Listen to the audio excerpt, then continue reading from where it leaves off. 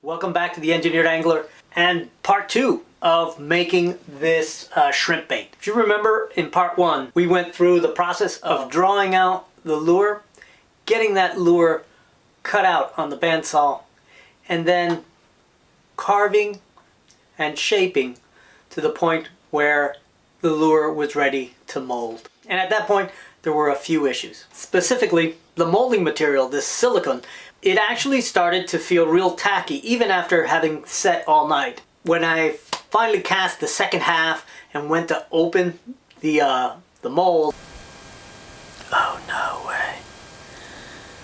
Holy crap, it's stuck. It was all glued together. Essentially, it was one mass of silicone, and I had to cut it, and you can see that I had to cut it in a serpentine.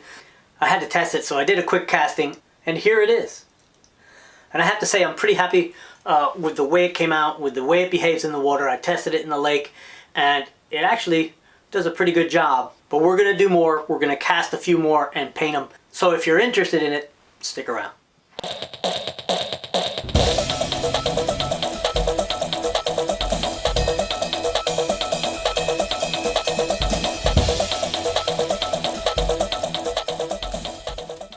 So I've used the Smooth On products for a long time, specifically this Moldmax 14NV, and I've never had a real problem with it. Actually, it has always behaved really well, and so I was really surprised when I was having problems with this. So I did a little research, and I found that the shelf life is about 6 to 9 months, and I bought this stuff roughly 3 years ago. So it was a silly thing for me to do, to buy an entire gallon. I thought I was going to use it much more quickly, but it turns out no, I still have like almost half a gallon. So what seemed like a bargain at the time has now become sort of an expensive purchase. So my advice is buy what you're going to use within the next month or two. All right, let's get to the project. All right, so we're going to get straight into casting some more lures. But first I wanted to explain a couple of things. I was a little thin on the information on what I was actually making. Obviously it's a shrimp bait, but how I plan to use it and what kind of characteristics I'm trying to design into the lure. My intention is to have it be another lure that I can actually take to the beach. So that means it has to cast a long way. So that means a pretty heavy weight, a small cross section so it doesn't have a whole lot of wind drag, and that plays right into the desire to have this thing sink quickly. Now this one doesn't sink very fast, even though I made it with 2-part resin without any microballoons. 2-part resin typically has a specific gravity of about 1.14-ish, just saying that it actually will sink on its own. And so that, in addition to the hardware, clear coat and all that, does make it sink a little faster than I originally did. But realistically, it's not sinking as fast as I want it to. I would like it to sink 2 feet per second, and right now it sinks about a foot per second. This little ruler here shows you that it's about 9.5 inches to the bottom. I'm going to shake out all the bubbles and just see how quickly it sinks.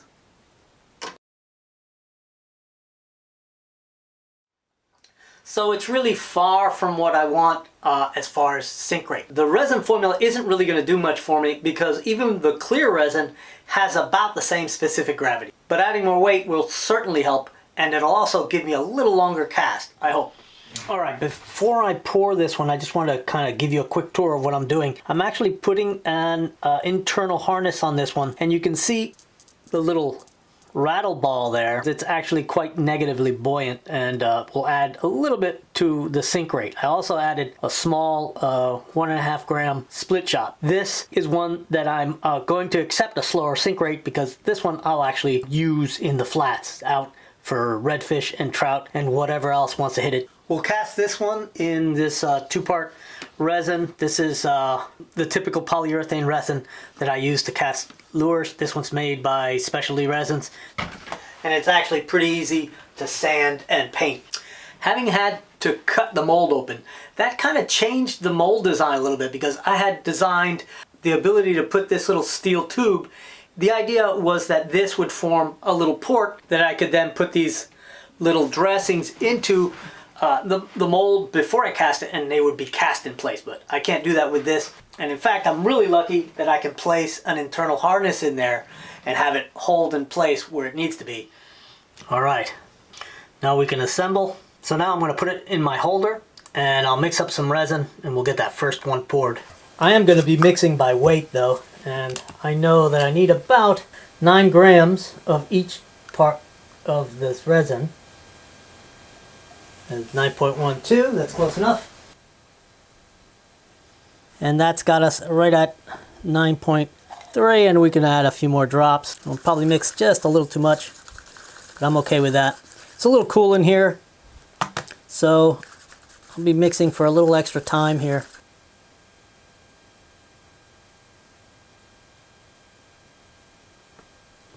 Now after that first casting that I did see that my vents worked really well, so I'm happy with that. And I don't see the level going down, so we're not losing anything. So we just need to wait about 20 minutes. All right, while this sets, I'm gonna get the clear, which is the next one I'm gonna pour. This is actually an Alumilite product. It's Alumilite Clear. And I'm gonna stick it in front of this room heater, and hopefully it'll warm it up a little warmer than room temperature. Because right now it's probably at about 38 degrees. All right, this thing's set up. Let's go ahead and pull it out of here and open up the mold. So hopefully this will be a little more successful than that first reveal. Oh yeah, that looks really good. All right. Okay, it's gonna need a little bit of cleaning up. Since these vent ports are embedded in there, I've got to kind of pull the resin out of there so I can reuse this thing. All right, so this looks pretty good. It's gonna need a little bit of work as far as cutting this flashing away and trimming a little bit and sanding, but let's go ahead and set this aside. All right, so while we're waiting for that resin to warm up a little bit, let's go ahead and shape that wire harness and add all the weight and maybe a lot of rattle to that one too. So I'm gonna be using the wire I almost always use, which is this 0.028 inch or 0.77 millimeter stainless steel leader wire. It's 174 pound test, and I'm going to go ahead and just pull off 5 inches of it just to be sure I have plenty. So the first thing I need to do is to make the eye, and that actually is that little eye that goes on the tail fluke, which is actually my toe eye. This is where I tie on.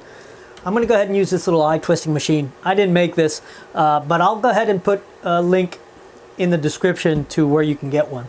And it's a pretty simple deal to use here. I'm just going to extend my wire out between these two pegs, and I'm going to extend it out about 1/2 inch beyond this little arm. And that'll give me about 2 to 3 wraps, maybe a little more, on my eye. And there you see it creates a little tiny offset shoulder. You then set it here in this little twisting arm. You shove it up against the holding plate, and then you give it a few twists, and there you go. And you can see I've got about 2.5 twists on that. With this twisted eye in hand, we can come in here and start to actually shape it to the mold itself.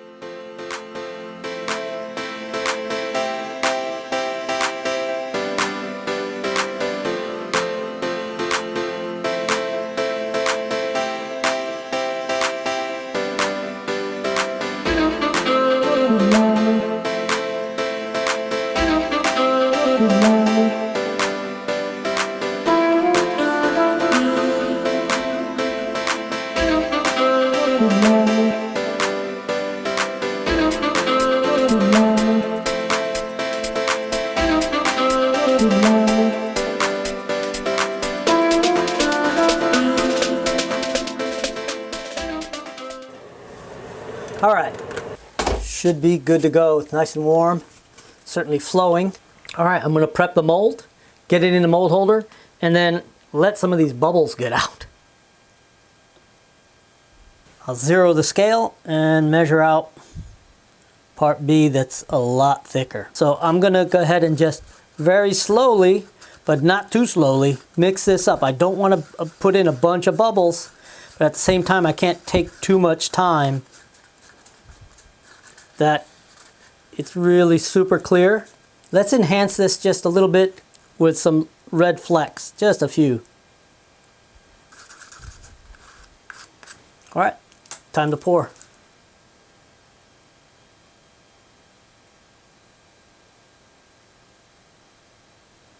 Now it's just a matter of time. All right, it's the next day. I had other things to do with Christmas coming and everything. I've had some really mixed results with clear resin. Very often it comes out super nice and clear just with a few bubbles. And other times I've had it come out almost completely opaque, so filled with bubbles that it just looked white. I don't know what the cold will do to it. I didn't leave the heater on in here. So let's stop yapping and look. Oh, that looks pretty cool. It's got a lot of bubbles, but still I think it's gonna look pretty cool. Oh yeah, that's gonna look nice. All right, so we'll have a little bit of work to do on it before we can actually paint. And in the meantime, I wanna go ahead and experiment a little more, and we'll pour a soft plastic version. So to prepare for a soft plastic pour, the harness has to be a little different. Let me show you. Instead of just a U-bend, I actually did a twist. And ideally, you would want a straight line from the tie-on eye to the hook eye so that they would be pulling straight and not want to straighten out. But because of the geometry of this lure, I really can't do a perfectly straight line. I'm going to actually try to embed the little antenna right in here, wrapped in tape. All right, and that should do it. I should be able to just place it in here and have it captured in here by the hot soft plastic. Now it's a matter of hoping everything stays in place while I close it. All right, that looks good. Let's get ready to pour.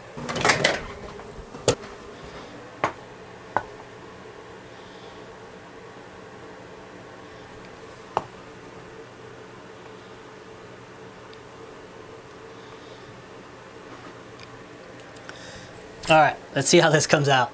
All right, this thing is cool enough, I think. Oh yeah, that looks good. It's a little darker than I thought it was going to be, but that's still kind of a natural looking color. All right, that looks pretty cool. Just needs some eyes, but I'll get to that in a minute. All right, and then we can just place this here with the rest of the collection, and we can move on to painting and adding eyes.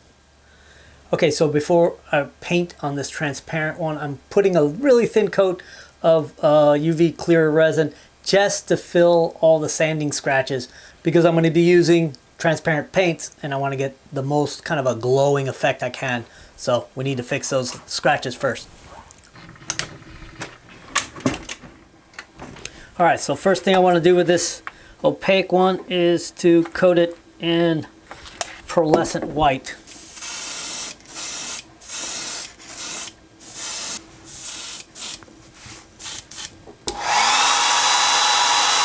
All right, I almost forgot. I have to prepare for the eyes. And these are just BBs that I've painted black. So I just need to drill some eye sockets. And you should be able to see that I put a dot on either side so I know where to drill.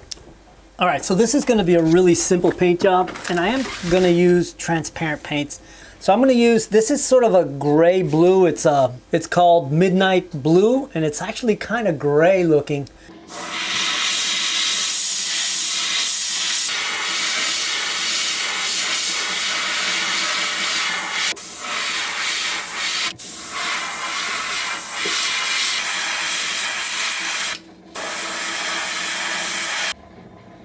All right, so now I have it sort of darkened up where I want to. I'm going to give it sort of a halo or just a dusting of a copper color just around the plates.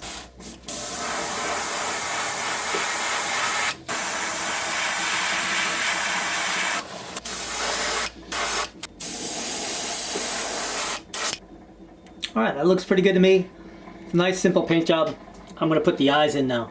So there you go, those are the two eyes. I'm going to paint them black, and this is how I paint them black. I just glue them to a little piece of mono so I can paint them, and then I'll pull them off and glue them on the actual lure.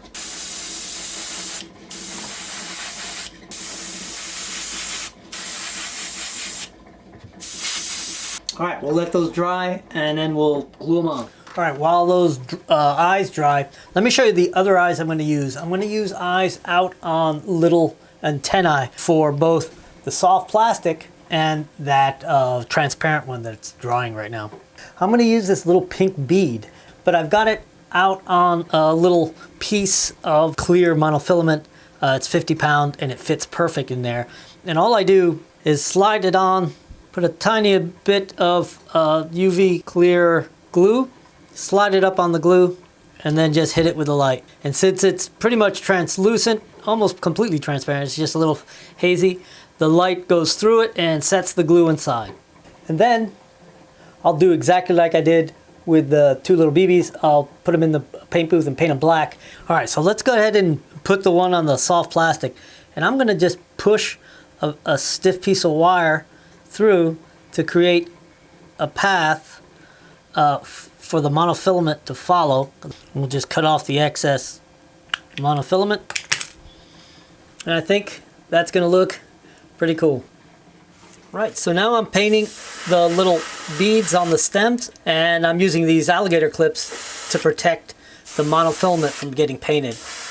All right, I think we're ready to put the eyes on this one. And it'll end up looking pretty cool.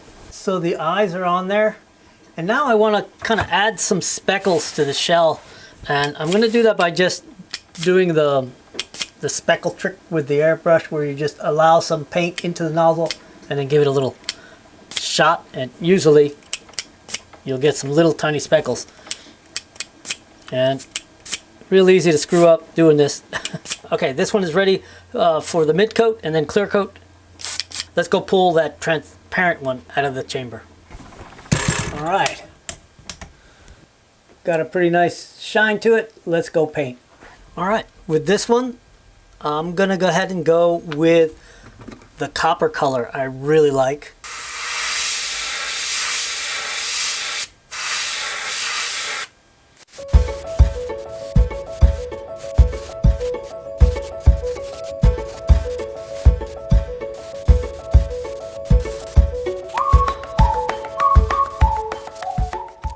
Wow, I really like that.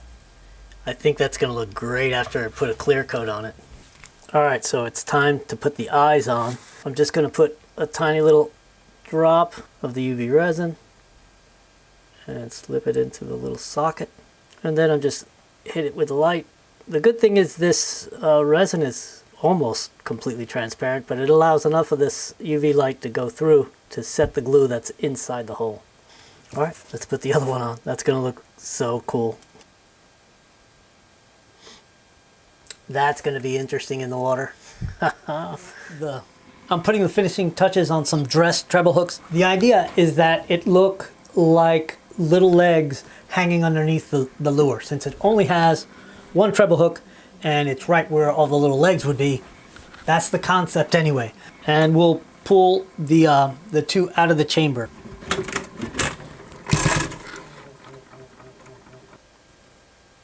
Check that out.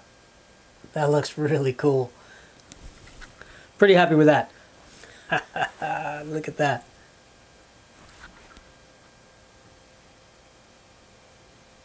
Good enough to eat, man.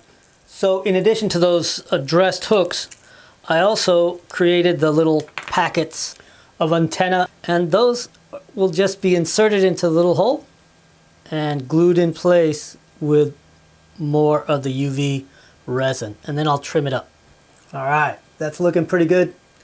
Let me go ahead and get it all together, put the hooks on it, and we'll come back to it. So here they are. I have to say, I'm pretty happy with the finish.